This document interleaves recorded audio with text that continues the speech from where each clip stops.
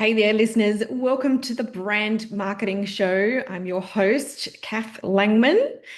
Now, full disclosure before we do dive into today's episode, because I am absolutely not a neutral party when it comes to the story that I'm about to tell you. And I know some of you listeners probably know this already, but my two sons are competitive swimmers. They're pretty serious ones. And they're actually heading to the Australian National Championships in just a couple of weeks, right after Easter. And of course, I am already the kind of swim mum who is both incredibly proud and probably borderline insufferable about it. But obviously, in this household, anytime there's some exciting swimming news in the international kind of competitive field, we all get excited about it. So when Australian Olympic swimmer Cameron McAvoy swam into Shenzhen only a week ago from when I'm recording this and broke a world record that had stood for 17 years, a record that was actually set in the controversial supersuit era by a swimmer who is widely regarded as one of the greatest sprinters the sport has ever seen. Of course, I was paying close attention, and that swimmer whose record just got broken, Cielo, himself jumped on social media to congratulate Cam McAvoy. He shared a quote that I have not been able to get out of my head since, and it's got nothing to do with swimming. It says, he said, or he quoted, "You never change things by fighting the existing reality. To change something, you have to build a new model that makes the existing model obsolete." And I thought that is this entire episode right there. Because the thing that makes McAvoy's story quite extraordinary isn't that he broke a world record, it's how he did it. And that's, because every other elite swimmer in the world is training somewhere between 30 and 60 kilometers a week in the water, more if they're really long distance swimmers.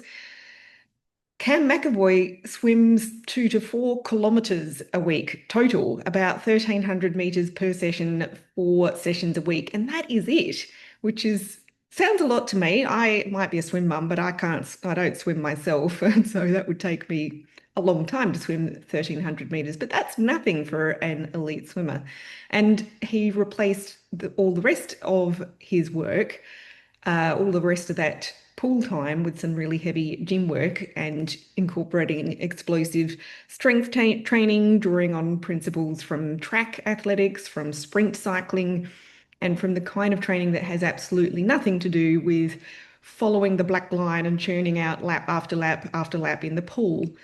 So he didn't try to outswim the competition. He stopped doing what everyone else was doing and then built an entirely different model and became the fastest in history as a result. And he's actually old for a swimmer. I think he's like 31 or 32 now. Now, I'm about to tell you why that matters enormously for your business and my business right now. But first, I am going to paint you a real quick picture of the current landscape because I really want to make sure that we're all starting from the same place and really understand, why the hell I'm here talking to you about this particular swimming story. All right. Now, obviously, if you're new here, brilliant timing for this episode in particular. If you're a regular, I don't do fluffy, so today is no exception. And today I'm going to talk about something that I have watched playing out in real time with brands over the past several months. And it is genuinely, well, it's worrying me and driving me nuts in equal measures, I think. Not in a catastrophizing, chicken little, the sky is falling kind of way, but more in the canary is singing and not enough people are listening kind of way. Or we'll get into that analogy later, don't worry. Anyway, we are going to talk about why the marketing strategies that even in recent times used to work brilliantly are producing diminishing returns right now, and what most brand owners do in response to that, and why almost all of those responses make things worse, and what it actually looks like to build a new model instead of fighting the old one. And I am going to, in particular, make this make sense for our current economic climate. I'm an e-commerce business brand owner as well as all of you listeners and a digital marketer, obviously. And so I'm not immune to all of the things that are going on in our economic climate as well. So this episode is for you if you've been running the same marketing approach for the past few years and you're watching your results slowly or maybe not so slowly decline. And especially if your gut response has, to that decline has been to do more of the same, but just harder. So let's start out with what we're all actually dealing with right now. I'm sure this is no surprise for anyone, but this week, Australia Post sent an email to 30,000 of its e-parcel contract customers, the ones shipping more than a couple of thousand parcels a year. So, your serious product businesses, announcing that the fuel surcharge on domestic parcels is going to go from 4.8% to 12%, effective from 23rd of April. And that's almost a tripling of the surcharge in one hit with about 4 weeks' notice. Australia Post is not alone. DHL has moved to reviewing their fuel surcharge weekly rather than monthly because the volatility is that extreme right now. Airlines are lifting airfares, suppliers are lifting prices. The cost, of getting your product from your hands to your customer's door just went up significantly, and that cost lands somewhere, either on your margins or on your customers' wallets. Now, I'm not sharing this to stress you out. You already know things are tight. I do too. Your customers know it too. Consumer confidence, it's been shaky for a while, and that does affect how people make their spending decisions, not necessarily whether they spend, they do spend, but how they make those decisions. And what it means for us as brand owners is this: the environment your marketing is operating in right now is meaningfully different to the environment that it was operating in 3 years ago or 5 years ago. And, it's not just the economy. The platforms have changed, the algorithms have changed, and the consumer has changed. And if your marketing strategy hasn't changed to match, or if you've changed it a little bit around the edges, but left the core model intact, the declining results you're seeing aren't bad luck, they're feedback. Now, I'm going to share two situations that I've been observing recently. I am talking about two specific businesses that I know and that I have worked with. They're very common stories. I'm going to keep these anonymous, but they are both real and they're very common. So I know they're not alone in these approaches. And brand A is the single channel brand. This brand has been running Facebook and Instagram ads as their sole marketing channel for about 5 years. In the early days, it worked beautifully, really strong ROI, really fantastic marketing efficiencies, solid growth, seemingly no reason to do anything differently. But over the past couple of years, the last 18 months in particular, the returns have declined significantly. Not catastrophically, it's not like the business is dead, but enough to be a real problem. And when we look at why, it's really clear. Meta's advertising platform has changed substantially. The audience warm-up dynamics are different. The cost per result has increased. The old creative formulas that used to reliably convert just don't do so in the same way anymore. And in and around that, the whole kind of organic search environment has massively changed as well. And, there's loads more feeding into that. But what's the response? Here's the part that worries me. This brand owner understands that things aren't working the way they used to, but when it comes to investing time or money into building any other channel, whether it's search optimization, email marketing, organic content, absolutely anything, the answer is no. It's too slow, it's too uncertain, it's going to cost too much, it will take too much effort. They want the returns from Facebook to go back to where they were. They're not interested in changing the model. And that is a business in a very slow, very quiet death spiral. And the tragedy is that that spiral is entirely fixable, but not with the approach currently being taken. Brand B is the ROAS griever. This one is interesting because from the outside, the numbers still look really good. This brand is averaging a 6 times return on ad spend on Meta. 6 times. I mean, in the current environment, that's genuinely impressive. Most brands would be absolutely thrilled with that and would, knuckle down and just keep scaling.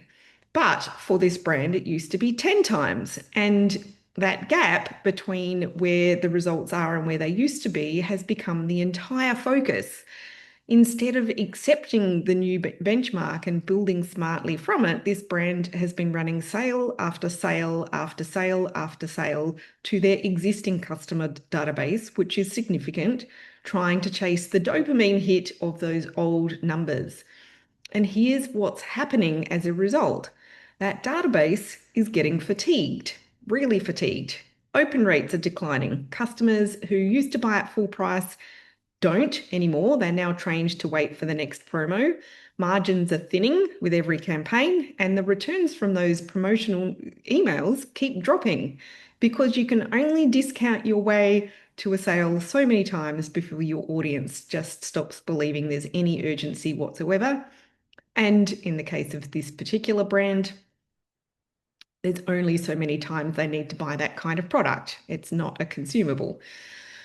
So they really are, the database is really getting tapped out.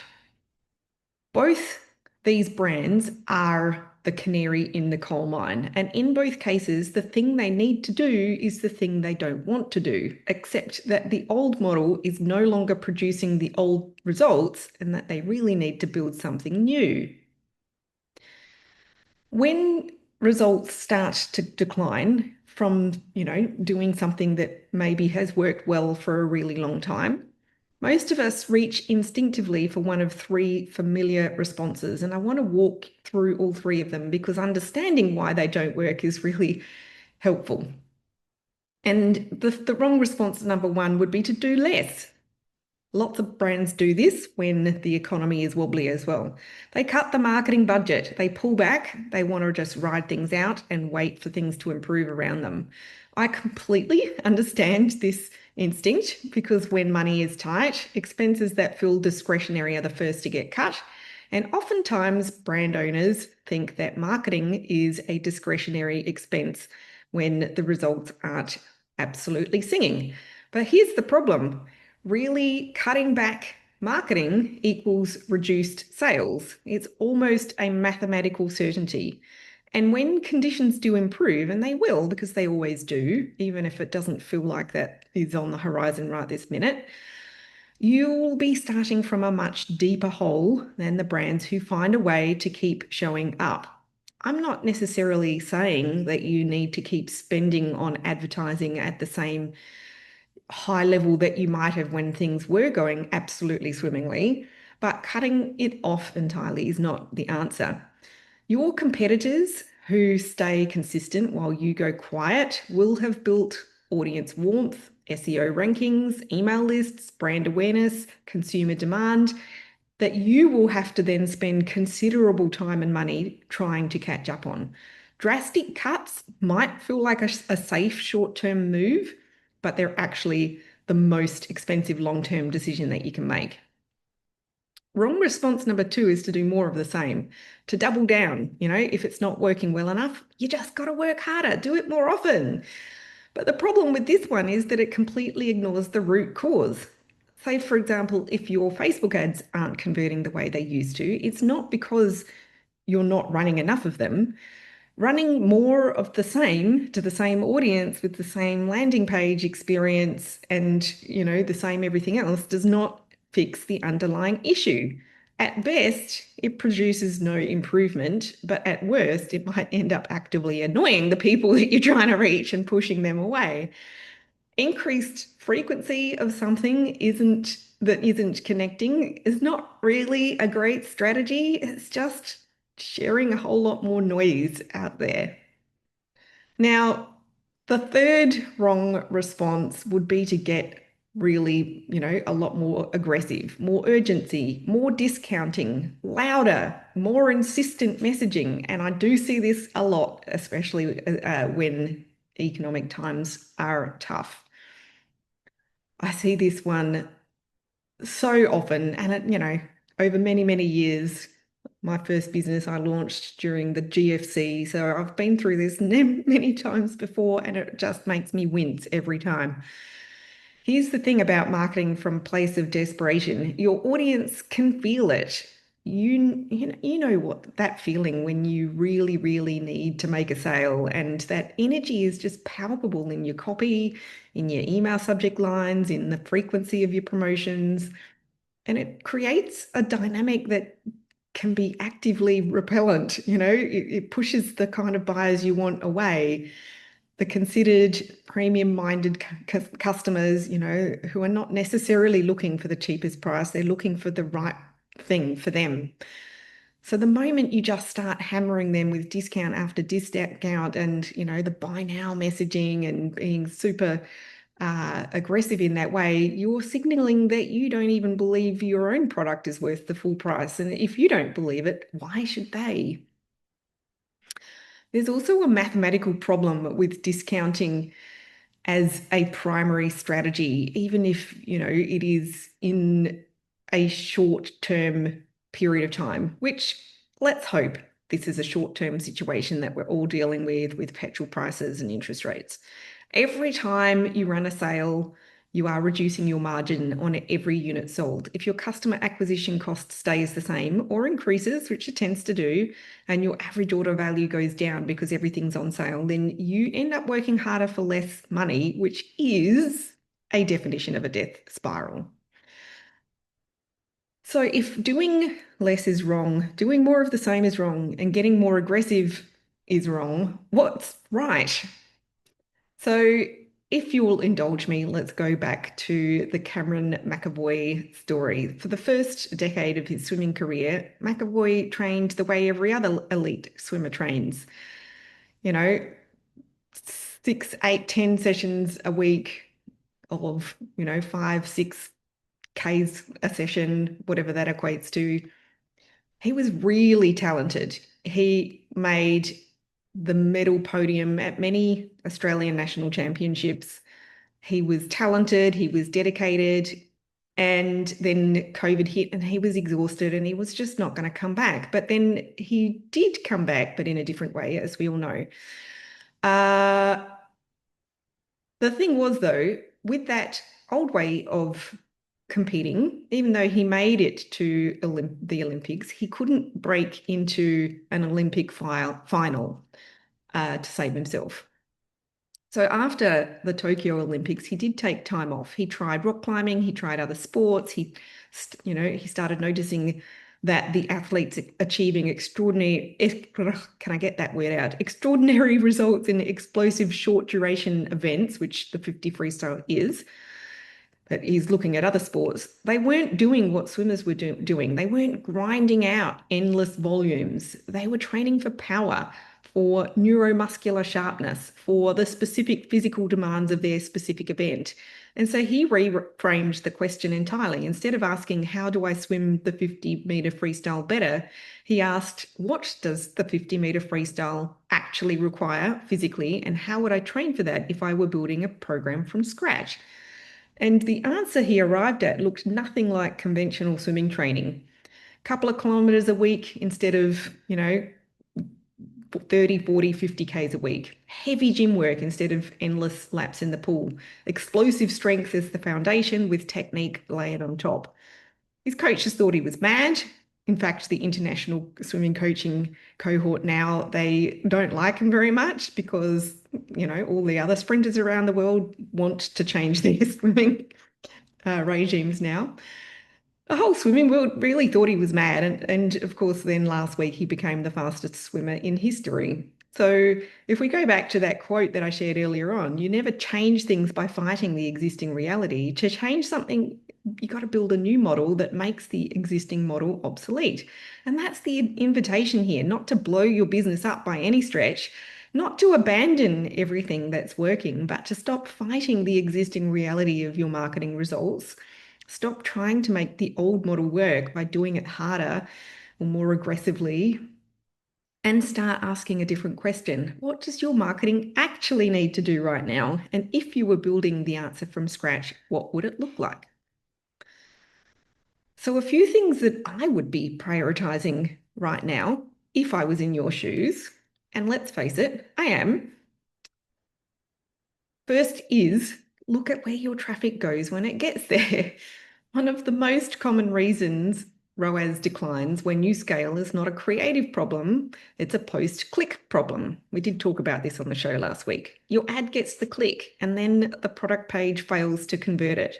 If you haven't done a thorough audit of your product pages recently, like your copy, your images, your social proof, your page structure, your mobile experience, that is where I would be starting right now. Improving conversion rate and improving the clarity and the customer experience on your website for the traffic you're already paying for is going to be the most capital efficient move available that you can start with right now. You know, you're going to make more money from the same number of visitors without necessarily spending an extra cent on advertising. Second, build the channels that compound. Paid advertising produces results while you're spending, but the moment you stop, the results stop. SEO, email, and organic content work really differently. They compound over time. So a well-optimized product page or blog post can keep attracting organic traffic for many years to come. An email list that you've built with genuine value and intent keeps converting without ongoing ad spend. And a quieter sales period is actually the perfect time to build out these foundations because you can do it without the extra pressure of immediate ROI. So the brands doing this quietly right now are the ones who will be in an extraordinary position when conditions improve. And then third, you gotta love your existing customers properly. And by that, I specifically do not mean just hammering them with constant discounts. Obviously, it's fine to use incentives sometimes. We've spoken about this on the show recently as well, in making sure that you use the right kind of framing that is not going to really hurt your brand positioning and things like that. Also, give them first access to new products. Send them emails that teach them something, that surprise and delight them, make them feel like insiders rather than targets. Think about what you can add to their order, whether it's a note, a small sample, a little bit more care in the packaging. It doesn't necessarily cost you much more than effort, but it's going to land as genuinely memorable. Your best customers are your most valuable marketing asset. They're going to buy again, they refer others, and they do not do either of those things because you just keep hammering them with big discount offers. They do it because they love your brand. And then the fourth thing that I would and am doing is use this time to build, not to wait. I hear and see a lot of brand owners right now in a kind of holding pattern. Things are quiet, so I'll wait until it picks up, or I'll just sit here and, pick my nibble on my fingernails in with anxiety uh, before I invest in anything. And, this notion that I have to know that things are better and before I invest in anything. And I want to gently but really firmly push back on that because the brands that will win the recovery are not the ones who just wait for it to happen to them. They're the ones who built through it. Every piece of content that you create, every SEO foundation you lay, every product page you optimize, every email sequence that you rewrite right now, that's an asset that will be working for you when your customers are ready to spend freely again. And the time to plant the tree might have been yesterday, but the second best time is, of course, right now. Now, speaking of building with intention, here's something I would love your help with. Actually, it's as much for you as it is for me. So I've put together a really short customer intelligence snapshot, which is it's basically a quick set of 10 questions that's designed to help me understand what's really going on for brand owners like you right now, what's working, what's not, where the real pressure points are, not what the industry reports say, and not what I assume personally based on, my brands and the brands that I work with directly, but what you're actually experiencing. And in fact, these 10 questions, I would say, They're probably going to be quite insightful for you as well, and just making sense of what's going on in your business world right now. Only takes about 2, 3 minutes. Everyone who completes it between now and midnight on Easter Monday, which is coming up on the 6th of April, will receive free access to our new high converting product page design short course. That course normally sells for $197. And given everything that I've just said about product page conversion being one of the highest leverage things that you can focus on right now, I hope that the timing feels quite apt for you. And it's not going to take a long time to go through, by the way. It might take you about 90 minutes. So an hour and a half. There's absolutely no catch. I genuinely want to understand what is going on out there for you. And I want to say thank you as well for your time and your honesty. Thanks in advance in a meaningful way, which is why I want to share this resource for free. And I will put the link to this survey in the show notes for this episode. Like I said, we're going to close the survey off at the end of Easter Monday, 6th of April. So you've got to do it before then. Now, before I let you go, let me pull together the threads of the things that we've covered today in this episode.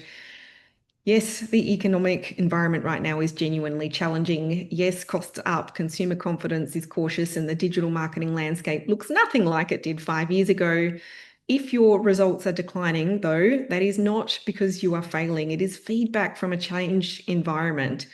The three most common responses to declining results like this is doing less, doing more of the same, and getting more aggressive with discounting, and all share the same flaw. They treat the symptom without addressing the cause. And in different ways, all three of them make the underlying problem worse. The answer is not to fight the existing reality harder. The answer is to build a new model that makes the old one obsolete. And that might mean auditing your product pages and fixing what's actually losing your sales. It might mean investing in channels that compound over time instead of channels that stop the moment you stop paying. It might mean treating your existing customer base as the extraordinary asset they are, rather than just a list to be discounted at. Cameron McAvoy stopped doing what every other elite swimmer was doing, built an entirely different model and became the fastest swimmer in history. And he didn't do that by swimming harder. He did it by asking a completely different question. So what question do you need to start asking about your business and your marketing? So that's it from me this week. Those are my thoughts and what I'm doing at the moment. Of course, probably potentially by the time, well, certainly by the time our little questionnaire wraps up on Easter Monday, I'll be heading to watch my boys at Australian National Championships. I will try hard not to be the mum crying in the stands. Can't promise. But I hope you've enjoyed this episode. Don't forget to grab the link from in the show notes for our customer intelligence snapshot, which, as I said, closes midnight on Monday, the 6th of April, and get your hands on that training content as well so that you can use some of your time wisely to optimize your product pages. I hope you've enjoyed it. And as usual, I look forward to being back in your ears again this time next week. Bye for now.